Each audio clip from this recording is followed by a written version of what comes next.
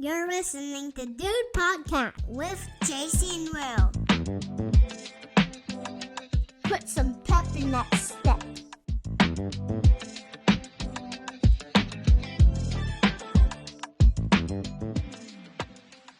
Enjoy the show. Hi, I'm JC. And I'm Will. And you're Listening to Dude.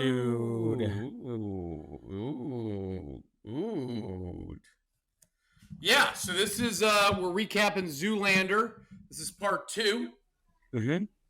Really, basically, we got up to the, he's been brainwashed, right? We had, we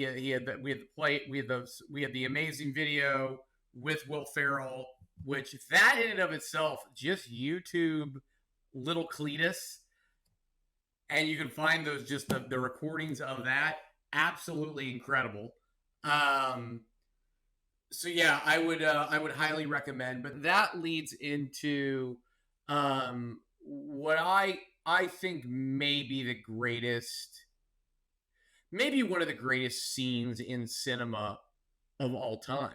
It's the walk-off. Oh yeah, the walk-off is yeah. The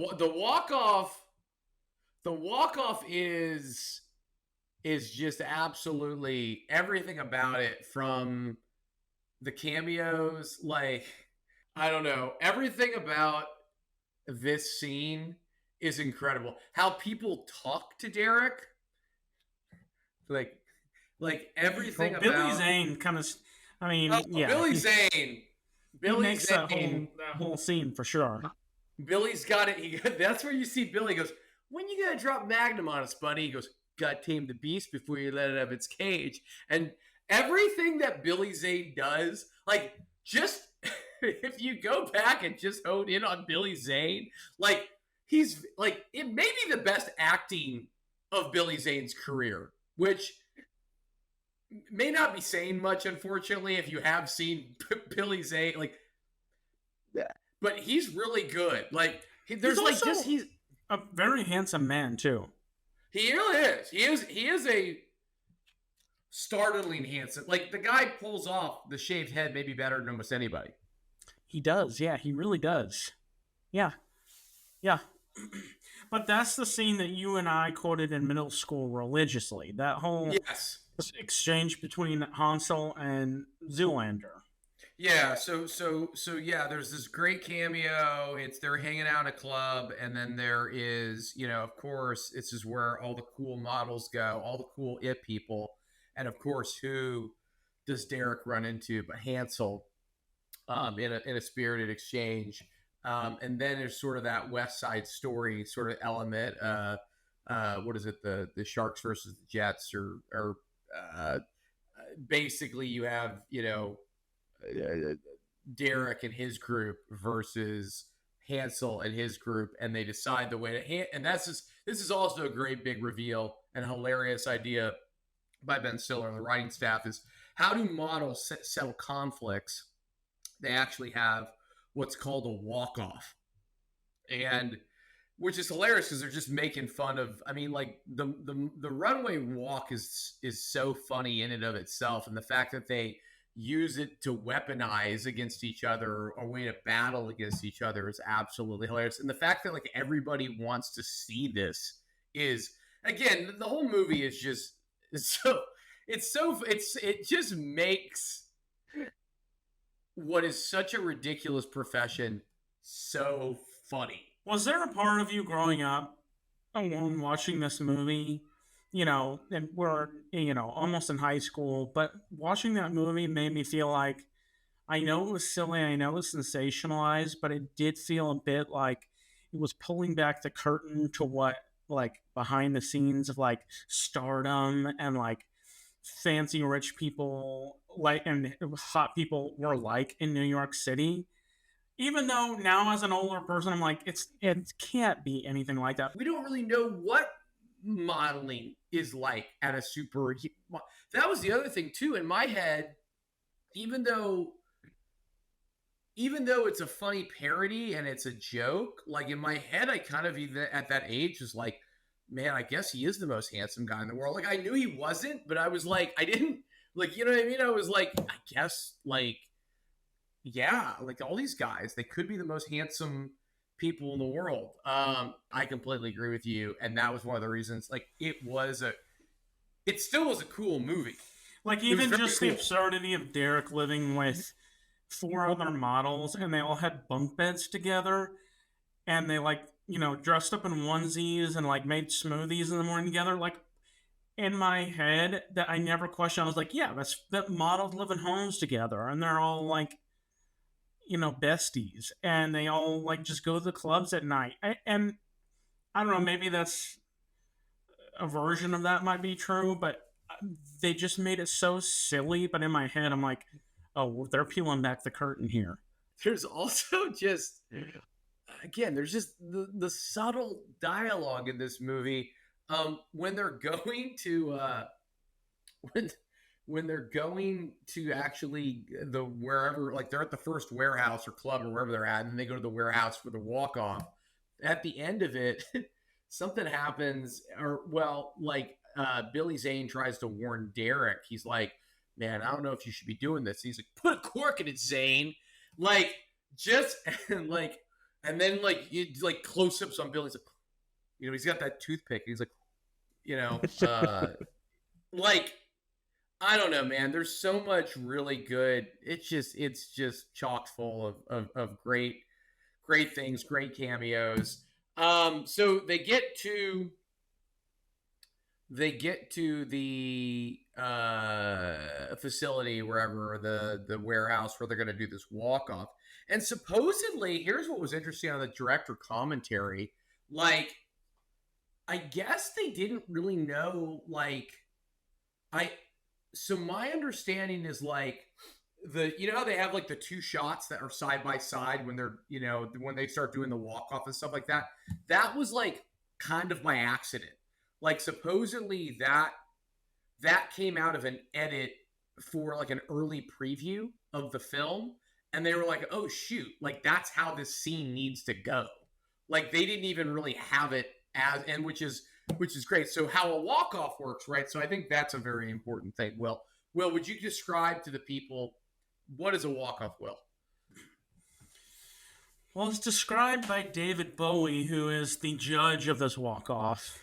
Yeah, who just appears. He says... And also, sorry, strange observation about David Bowie, and I think this all the time, takes his sunglasses off in the most unique way I've ever seen a human being take off his sunglasses.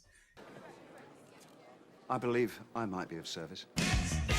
Like, it is cool. Like, I would if I tried to do that, I'd be dragging one of the sunglasses across my face. It wouldn't work beautifully with David Bowie. And it works. Yeah, he's got such cool hair, man. He's got, like, anime human hair. You know what he has? David Bowie, and he is one of the only human beings who has this. Him and John Resnick of the Goo Goo Dolls have that strange, like, they look like anime characters with their hair. Yeah, they do. It's like they both look like freeze-dried Keith Urbans. Like, Keith Urban is just such a handsome man. I'm not saying David Bowie isn't handsome, but it's just kind of Keith Urban is just a wildly handsome dude. David Bowie is like David Bowie looks like if an alien came down and pretended to be Keith Urban. Or Keith Urban, or like had a baby with Brad Pitt, and then you get, like, it's like the child. Like, it's handsome, but you're also like, something's off about this. Like, it doesn't look right. There's something like, it's like AI. It's like AI handsome guy. It's like, it's handsome, but something it may feels have, like, off. extra finger. It has, like, 7 fingers, you know? Mm-hmm. But I will say, of all the David Bowie looks, Zoolander might be his best look. Yeah, man, he's excellent. So, like, a walk-off, yeah, so Will, describe what a walk-off. So as David Bowie, he's judging this walk-off, but how does it work? Basically, it's just like, first model goes down, does his move, basically like runway moves, and then the second model has to go up and do the exact same thing. It's like almost like a game of horse. right? Or like basketball, where like you shoot, somebody shoots, you have to shoot from the same position.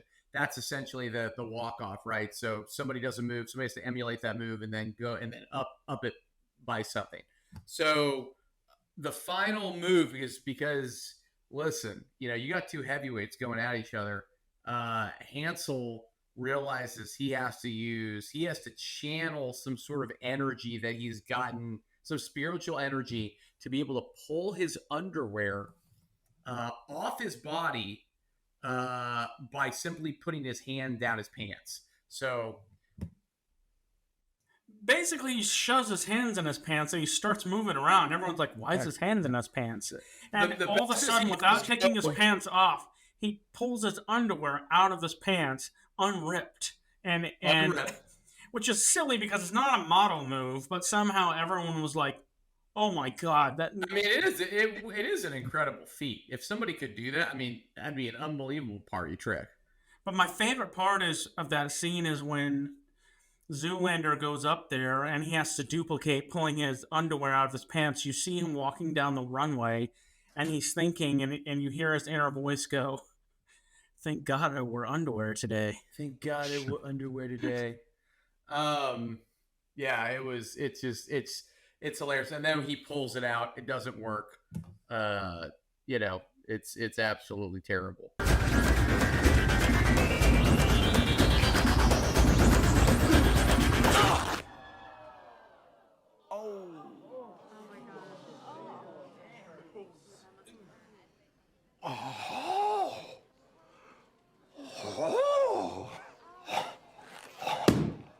Disqualified.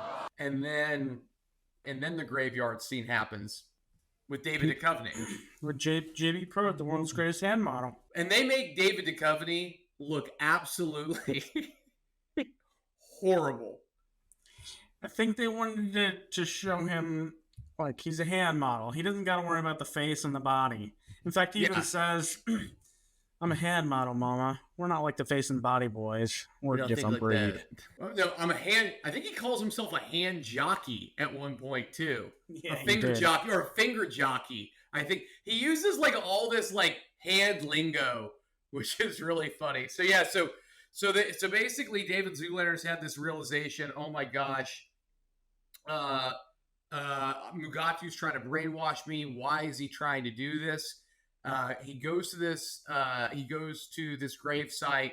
He finds that all these models, I think they only lived to be like 30-something years old. They all died around the same age. And he starts coming to the realization that all these models, all these giant events in world history, used models to basically be the assassin. And that kind of ties it back to the beginning of the movie when you're trying to figure out like these elites and they're talking about why they want to kill the prime minister of Malaysia. And you're kind of, the whole movie, you kind of like, you're like, okay, this is weird, but I don't understand it. That scene with Dave Duchovny really like makes you go, okay, now I get why. Like he kind of explains it. Yeah, and it's like, insane. Low key. So one of the other really funny things is he keeps his actual model hand, in like a hyperbaric chamber, and it's a beautiful hand that they put in that hyperbaric chamber. But it's also really funny that like David Duchovny has been wearing this hyperbolic chamber on his hand for like 20-something years, and he still tries to grab things. Like, and he can actually grab things. Like, of course he can't. Like, you would have thought he would have learned that. But that's a funny thing. Another like low key super funny thing is as Derek Zoolander is going through the grave site and he's looking at all these past models who it comes to the realization they had all been involved in they've been hired for murder basically due to being brainwashed. The things that are on the tombstones are hilarious. Derriere extraordinaire. Yeah, I kind of forgot about that scene. Yeah, there's some really funny things on there. They're great, and they're all just like, there's one that's just like a butt. It's just like it's like a tombstone. It's just a butt. Min Correjo, derrière extraordinaire. 92 minus 63. None of them ever made it past 30. I did. Who are you? And that's when things are heightened to the point of like, hey, all models are in danger. I'm on the run. Somebody's either trying to kill me or I'm a trained killer. I gotta be careful. And that's where he ends up, going the last place that people would look for him, which is Hansel's cool pad. And I will tell you, Hansel's pad, that the place that he lives in, it's funny. I went back and I don't know why. I was watching clips from I think it was Ninja Turtles 2. I think it was Ninja Turtles 2. Have you seen clips or watched like the original Ninja Turtles 2 anytime soon, Will?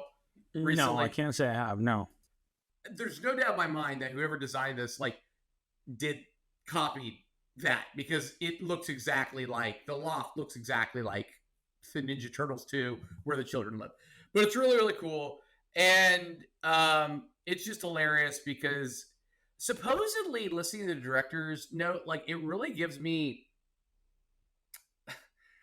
makes me respect Owen Wilson that much more. Apparently he improvs a ton. Like most of his really funny lines, he did something else with. He had the line and he was the whole hello, hello.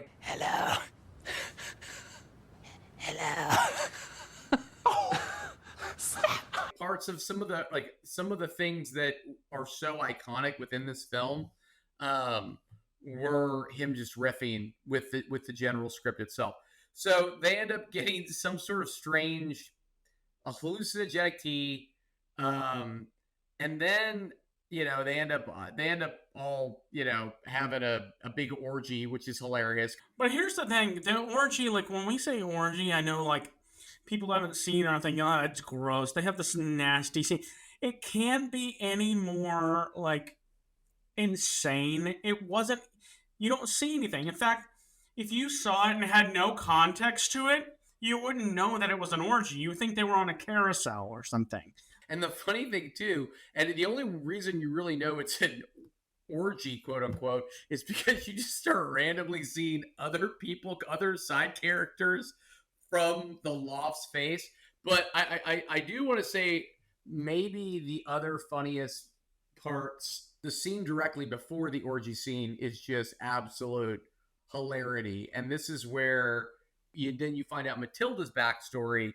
And the funny thing is, Matilda opens up and she's talking about a very sensitive topic, which is she used to be overweight, and she dealt with something. And the funny thing is, she goes, well, I used to be husky, or I used to be fat, or something like that. No, she said, in seventh grade, I used to be the fat kid. And then Derek just goes, ew, and just goes, or yuck, or something like that. And the music stops on that cue. And it's so wildly inappropriate. When you watch it, it's jarring. That could never pass today, making a joke about bulimia. Yeah, you can't make jokes about bulimia. Yeah, you really shouldn't. I mean, to a degree, it's a very sensitive topic, so you got to be really. I feel like every joke can be made, but you got to be careful. And this just has no regard for any. There's no regard for it, because and it is. Again, the one of the funny themes throughout the film itself is mispronouncing words, misunderstanding words, the fact that these people don't have a grasp of the basic English language is hysterical in of itself. So the fact that she's having this moment, there's already been that break and the ew. And then they get back to the story, and she's describing bulimia. And I think if we're just being honest as the audience, I don't think everybody knows what it is. And so the fact that the joke is you can read minds, which is so what, you're psychic? I don't even know what telepathic was it telepathy? Is that what he was thinking? Like you never hear what word he thinks it is, but like you can read minds. That is so funny because it is one of those things. If you're the audience, I guarantee most people are sitting there watching, going, "I know that word. That sucks," and they're thinking in their head, like, "What does that mean?" And then like it just followed up with that. It's incredible. But and we talked about that in the first episode, but I said that particular scene, that particular line is maybe the hardest I've ever seen you laugh. And my favorite part of that is not just Derek saying, like, can't believe that he thinks that means she can read your minds, but Hansel looks over and he's like he doesn't know what Bulimia means either. Like, it's just very funny. Yeah, they're morons. So so there's that. Then really the next big scene is going to the Darren Leak campaign. So what it is the idea is it's the setup. It's really the opportunity for Derek to assassinate the Prime Minister of Malaysia, and they want to do it in public. And one of the other hilarious things about this fictitious world of male modeling that they've created is like they've put it up there with like I don't know, competitive sports where like these runways are all on TV, like, you know what I mean? Because like, there's so as this event is unfolding, just an interesting side story is John Voight, right, who's only been one other scene earlier in the film, is at a bar in southern New Jersey in a coal mining town in this crappy bar watching the Dara Leak coverage. Like it's covered like a sporting event, which is kind of a funny random thing. But so yeah, it's another just great, it's a runway show. All these people are wearing trash and just ridiculous, terrible outfits, and it's chock full of celebrities all throughout the audience, and the goal is for Justin Theroux, who we didn't know was Justin Theroux, who plays the DJ, to play Frankie Goes to Hollywood. Relax, don't do it, so that it allows Derek to go into his murder mode. It's a trigger response. It's a trigger response. Yeah, it's to essentially like hypnosis. Prime Minister of Malaysia. But yeah, Magatu, just absolutely unbelievable. Everything he says is funny. Like everything Will Ferrell says. Let me tell. I'm going to give you an analogy for Will Ferrell. When Will Ferrell was at his best, follow me here. Will Ferrell in his prime, and I'm saying like prime, like Anchorman 1, like Ricky Bobby, like right on it, like right kick coming off of SNL or like mid SNL, like right in his heyday. That guy is the Rumpelstiltskin of comedy. And follow me. What a random comparison. Rumpelstiltskin of comedy? Here's where I'm going with this. Here's why I say he's the Rumpelstiltskin of comedy, right? What did Rumpelstiltskin do, Will? Do you know what Rumpelstiltskin did? Didn't he eat children? I think he may have eaten children, but that's why I'm a little confused. So Will Ferrell ate comedy like little children. I get it now. No, the parallels are uncanny, Jason. Here's what it is. Follow me here. I think you're gonna like this analogy. Rumpelstiltskin, he had the ability to spin, I think it was hay into gold, right? He would take hay or straw, and he would turn it into gold, right? I think Will Ferrell does that with like any dialogue, like anything he says in the movie, anything, like I invented piano key necktie, like that whole like, I invent the POT, the key necktie. What did you do, Derek? No, like everything he is given in this film is funny, and he's gold. He's so good during it. So yeah, just if you go back and watch, just key in on everything he says. It's so good. But yeah, it really is. Yeah, so basically the whole camp, there's the whole like they're gonna try to get Derek to murder the Prime Minister of Malaysia. There's a scene beforehand that's pretty funny with Owen and Ben, and they have, they dress up to go undercover to get these files that they're going to try to use to expose Maury Ballstein, and also expose this giant campaign that's been going on. But like the funny thing was that what you find out there at the end, like right before Derek hears the music and goes to try to kill the Prime Minister of Malaysia when he's doing the actual walk itself, is it goes almost exactly like how they brainwashed him, meaning like all the actors and celebrities that were in that like earlier scene, like are in fact there on site cheering him on, or sitting in the front row, and you hear the whole like, don't be distracted by the beautiful people, like the monologue basically that like that Will Ferrell had recorded at that time. But one of the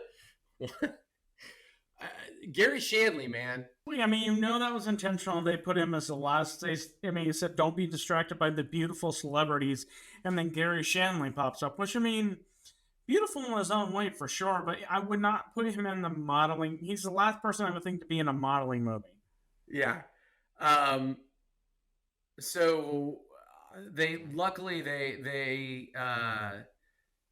I do love the idea that they do not understand how computers work, and how they're trying to like bust Mugatu is they end up physically bringing the computer, throwing it down the ground like, we got you, because all the files are in the computer, thinking that they could like bust out the files when in fact they destroy the computer itself. But the fact that Derek Zoolander saves the day. He actually, in fact, saves the day, because Mugatu throws a ninja star at the Prime Minister of Malaysia. Once they kind of bust what's about to go on, they break up the fact that the DJ can't play the music anymore, and they sort of reveal that Mugatu's in trouble. So Mugatu panics and is like, well, I'm going to murder the Prime Minister of Malaysia if you won't do it, Derek. And he brings out this Chinese throwing star, which is shaped like an M, which is just funny in and of itself.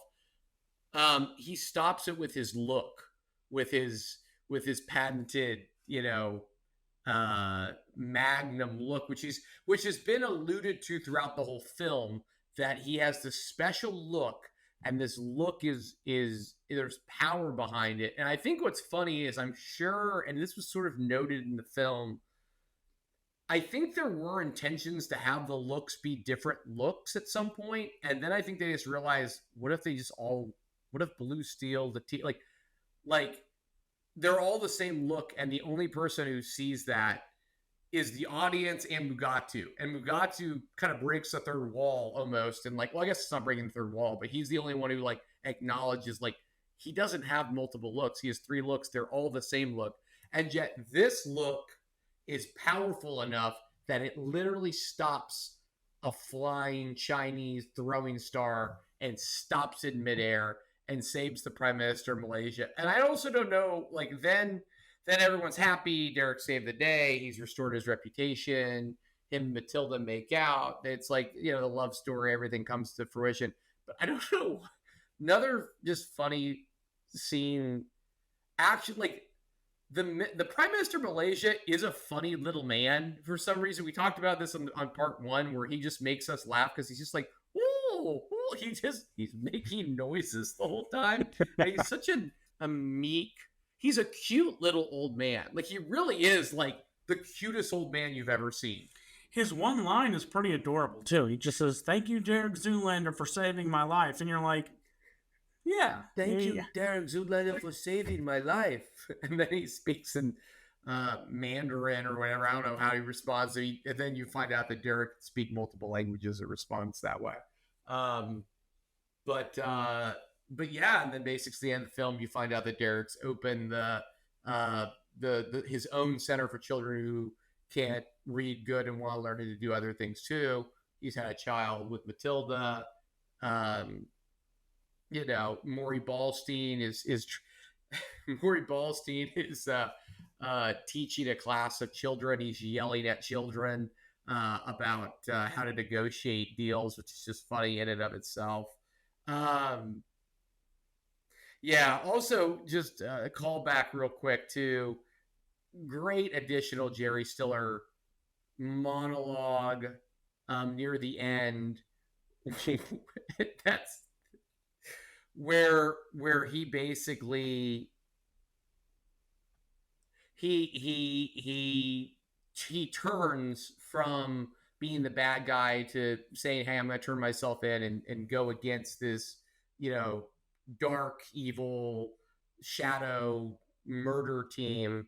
And he calls his wife to bring up like a hard drive or a floppy disk, or I can't remember what he describes it as. But then there's this whole like minute and a half of him not being able to get off the phone and talking about what exit to use in order to like go around traffic, and just the subtlety. Like, basically what's funny about it is he's this executive of this massive modeling agency. He represents all of the most famous models in the world. I mean, that's what they portray him as. And then he gets on the phone with his wife and he has this like normal Midwestern like conversation with his wife about helping him out and like putting the casserole in the Tupperware. Like, it's the funny part about it is just how normal it is. It's not like the conversation of a very rich man. And I think this is why Jerry Stiller was just so funny in his older years, is like he's so naturally like an old, like a Long Island grandfather, Jewish grandfather. Like, it's just he's perfect, and he sounds like you've heard. Like, I've heard my father-in-law have those kind of conversations, and he slips into it so naturally. It's so stinking funny, man. It's just like it's just brilliant. It doesn't feel like he's acting at all. Like, that's the stuff. Like, that's the unbelievable acting when you're like, I don't think he's like I can't tell if he's acting. Is he really this guy? I don't know. But just anyway, so movie holds up. Movie's hilarious. Absolutely loved it. Like, going back, rewatching it again, Will, final thoughts, like, or just like in summation, what did you think? Of rewatching it, I mean, like I said last episode, I think it still holds up. It was one of our favorite movies growing up. I still think I watched it again before this episode and before we recorded tonight, and it just made me realize comedies, I think, has missed little nuanced things. Like when you talk about Will Ferrell putting his own flavor on it, it goes down to little things like the faces he makes and the way he runs, and like just maybe not even things that are necessarily in the dialogue. And I think that's what Zoolander did so well. When you watch it, it's things that aren't necessarily being said that still make me laugh so hard. I think that's why I think it's brilliant, because every little detail, it's meant to be silly and absurd and goofy. And that's why I think it's still one of my favorite comedy movies. Yeah, it's really good. It's really, really, really funny. And it's really crude. And let me put it this way. If you were like dating somebody new, like let's say you just started like dating somebody and you didn't really know where they stood, like how far you could push certain comedies and stuff, it would not be a film that I would like recommend early. Like, you want to know that, because there are things in this that could trigger people. Like, they make light of some very serious things. Nothing that are highly offensive, but I think if you are particularly touchy about some things, like the fact that their whole modeling campaign was based off the homeless. It's silly, but if they don't really, it's nothing offensive. They make fun of homeless, unhoused. They make light of bulimia and just body dysmorphia and stuff like that in general. Even like child labor, like they're not making light of it, but like child labor. But also, like, it's one of the, like, again, all those things. I'm a big believer in everything we should be able to laugh about anything, and I think it's done in a way that's really funny. I'm just saying, in 2025, I think it's all fantastic. I think it's all very funny, and it holds up. And it does. There's no doubt in my mind it holds up excellent. You just need to be. I would only tell somebody, just be judicious in who you're watching it with, but the difference is it doesn't have an edge to it. It's such a silly movie that it kind of takes that bite away from it feeling like it's being mean. Or at least maybe that's from our, perspective. Yeah, hey, you want to hear something crazy I think it's crazy. Lay it on me. On the director's commentary. And you can kind of tell, like, a nerve is hit. It's interesting. So the director's commentary is Ben Stiller and like two other writers, right? And they're just talking the whole time. And they must have recorded it. I mean, they probably recorded it pre the DVD coming out, because it was very common for those director's commentaries to come out in conjunction with the DVD or the Blu-ray, right? The DVD. That was like always like a cool feature. So that would have been, 2001 DVDs were coming out then, right? Yeah. Yes. Okay. Yeah. That was like VHS and DVD. There was release of both at that time. Both those technologies were available at that time, because I believe you had the VHS, or I had the VHS. Mm-hmm. One of us had the VHS. Yeah, I had the VHS, but we had some friends that had the DVD, and we would watch the bonus features on it. Yeah, because there was other really, really funny stuff on there. So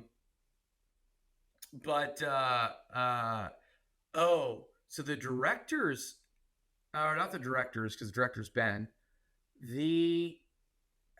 There's some comment at one point about how there's a close-up of Owen and Ben Stiller's face, and Ben Stiller makes a comment about his nose or something. There's some comment about, like, their nose. And both the writers are like, what the hell is wrong with Owen's nose? I'm straight up. Like, they're like, it's not like, at first it's kind of funny. Like, they're like, haha, but like, I'm like, huh. And then Ben addresses it. Ben's like, oh, he broke it when he was a kid. He broke his nose when he was a kid.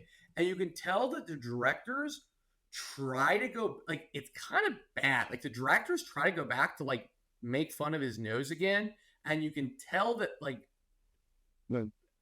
Ben, like, steps in to sort of be like, we're moving on from this. And I've always heard, Owen Wilson doesn't watch his, I don't know if you know this, but Owen Wilson, like, famously doesn't watch his own movies, right? He's very sensitive. Apparently doesn't like how he's kind of sensitive about how he looks, which is, again, there's an irony to that because he plays a male model, but like, he doesn't like watching himself on film. He's very strange about that. I think I've also heard he is kind of sensitive about, even though he's never gotten the work done, I've heard he kind of is sensitive. I've heard that he's had enough people tell him not to do that because it's a differentiator. It kind of sets him apart, which is a wild note. But it was just interesting to be like, this is something that, like, I'm like, it it was bizarre because it's almost like it's the kind of dialogue that should be in a director comment. You know what I'm saying? Like that's like a thing that shouldn't be recorded, and it almost felt like Ben Stiller had to keep them back. It was really interesting, and I'm sure that happens more in these director commentaries because it's almost like it's more like a podcast medium than anything else. It's like pre-podcast where it was just free flowing, these people talking, and it's kind of fascinating. You probably get things. There's probably things that have been said in those commentaries that, like, if people went back and were like, oh, probably shouldn't have said that. Like, there probably is all kinds of layers. Because if I was picking up on that, I'm sure, like, over the years, there have been all kinds of that because that was such a big part of, like, DVD culture. But anyway, I thought that was kind of fascinating, just sort of a weird nugget listening to it. But, man, absolutely hilarious movie. So glad I rewatched it. Everybody should rewatch it. Super funny, especially because, like, I'm sorry, like, there really is not. I mean, what's the last good, like, comedies? In my opinion, are now shows. Like, funny things are on TV now. I don't think there's great comedy films anymore. I heard Leslie Nielsen Naked Gun was excellent. That's the last funny movie I've heard. I think the Naked Gun kind of hits some nostalgia for people, not because it's a remake or anything, or it's like a franchise, but because they kind of went back to just silly humor, funny joke after joke, being silly. Doesn't have to have a point. It can just be smart writing, but also silly. And I think that's what I love about it, is the nostalgic feeling of, like, we grew up with really silly but smart humor. Like Dumb and Dumber is another one. Like, all the jokes are really dumb, but it takes a smart brain to come up with that dumb writing. You know what I mean? I think that's why I like both those movies. Yeah. And this was just this was a quintessential middle school movie, man. It was perfect. It really was. Agreed. Anything else, Will? Any last thoughts on No, Zoolander? just go watch those old movies that you used to love in middle school and high school, because I think you might be surprised, like, how much you still love it. Because I really enjoy going back and watching Zoolander. But the sad thing is, I think it's, like, hardwired in my brain. Like, I knew, like, it was scary to me, like, how it felt like an old home. Like, I was like, oh, I know where this is. Oh, I know that. I know this line is coming up. Oh, this is when that like, we watched that movie so many times. Yep. Like, I knew all of it. It felt so nostalgic. It felt like you were going back to your childhood home. Weird. It was weird. It kind of was a bizarre, sort of like an out of body experience. I'm like, oh my God. And then you probably get that's the problem. That's why it sucks getting old. Because then, like, when you're old, this is how everything is. You're like, oh, that's how that cheeseburger. Like, everything's nostalgic when you're old. But, like, now, like, we're starting to get it, and we're like, oh, like, this is okay. Get this. The weirdest thing when you get older is when you watch movies that you grew up watching, and then you figure out the age of the person during the movie. Your brain still thinks, like, oh, they're older than me there. Ben Stiller was 36 in that movie. wow. Not much younger, but younger than us. It feels weird to, yeah. It does feel weird. I mean, he was pretty established in his career at that point. So how old is he now? He's what? He's in his 60s for sure. Oh, wow. For sure. He's got to be close to our parents' age. 59. Yeah. 59. Wow. Dang. Old Benny boy. All right, duties. Well, thank you for letting us go down memory lane. I really enjoyed it. Mr. Skaggs really enjoyed it. Like, subscribe. We've seen. I know we went away for a long time, so it's hard to get consistent views, downloads, whatever. But we did see that we've got a little bit of an uptick. So hopefully we keep doing this. We keep turning them out.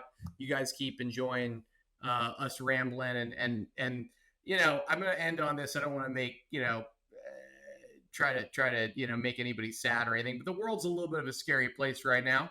And hopefully, just listen to the Dude podcast can kind of be like a nice, funny, kind of way to escape, lighthearted. It's kind of what we're trying to do.